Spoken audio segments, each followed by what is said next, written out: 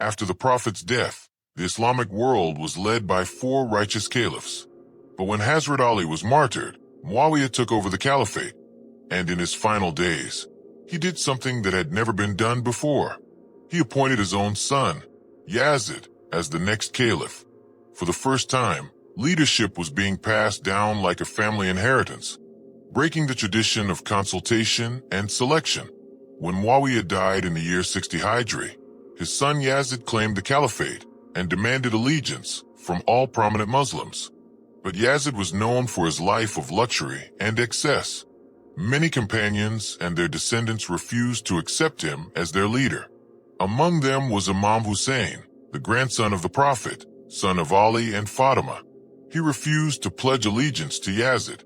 He believed that someone like Yazid was unfit to lead the Muslim world. Yazid's anger was so intense that he ordered the governor of Medina to either get Hussein's allegiance or send his head to Damascus. Imam Hussain understood clearly that his life was now in danger. On the 3rd of Shaban, he left Medina with some family members and companions and reached Mecca, seeking refuge in the sanctuary of the Kaaba. While Imam Hussain stayed in Mecca, letters began arriving from Kufa, a city in Iraq where Hazrat Ali had once ruled and where people still loved the Prophet's family deeply. During Ramadan, the people of Kufa wrote to him, saying they wanted him as their leader. Historical records mention over 150 letters arrived, all promising support and protection.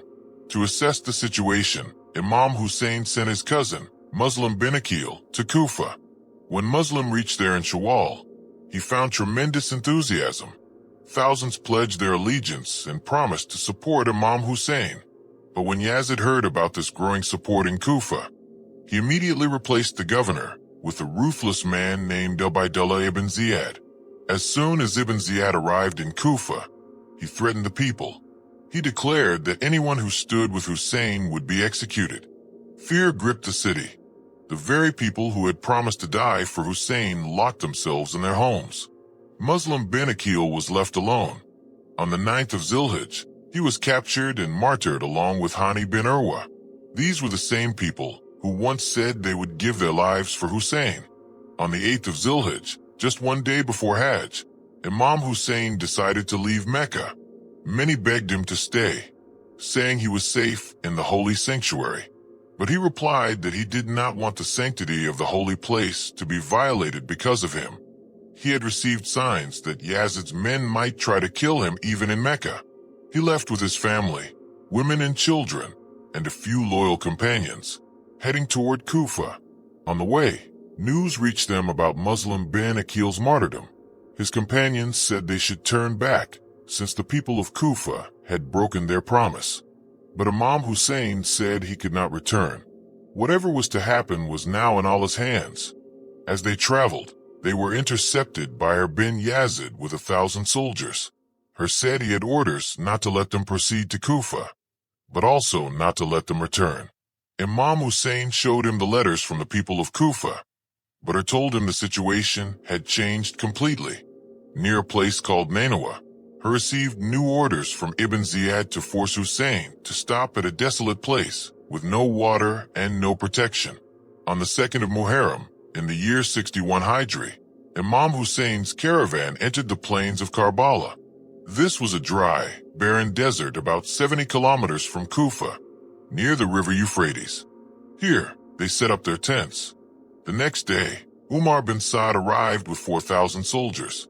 Ibn Ziyad had promised him governorship of a province if he dealt with Hussein first.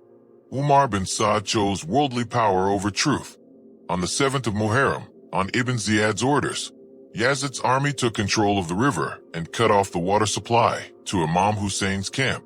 Now small children, women, and men all began suffering from terrible thirst in the scorching heat. On the 9th of Muharram, Shimr bin Zil-Jawazhan arrived with 4,000 more soldiers. Now there were over 30,000 troops against Imam Hussain, who had only 72 men with him. The 10th of Muharram arrived. It was a Friday. Imam Hussain led the morning prayer and told his companions that today there would be battle, and they might all be martyred. He told them that anyone who wanted to leave could go under the cover of darkness. He was forcing no one, but not a single person left. Everyone said they would stay with him until the end. Before the battle, Imam Hussain addressed the opposing army. He reminded them that he was the grandson of Prophet Muhammad, and that they themselves had invited him. He asked why they now stood against him. He said clearly, choose between truth and falsehood. He would never pledge allegiance to a tyrant, even if it meant his death. Just before noon, the battle began. One by one, Imam Hussein's companions entered the battlefield and fought bravely until they were martyred.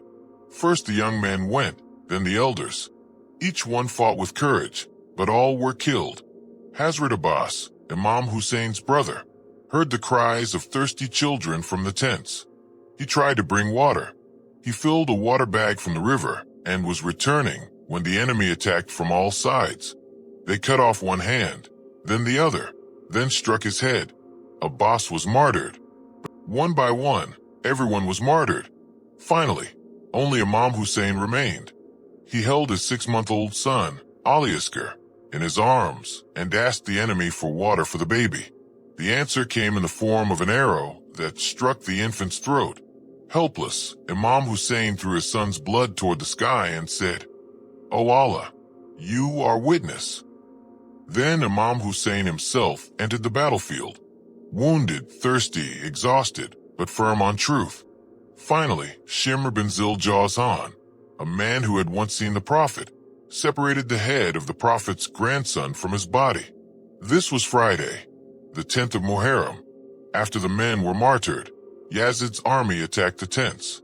They terrorized the women and children and looted their belongings, trampled over the wounded and the bodies of the martyrs, something that had never happened before in Islamic history.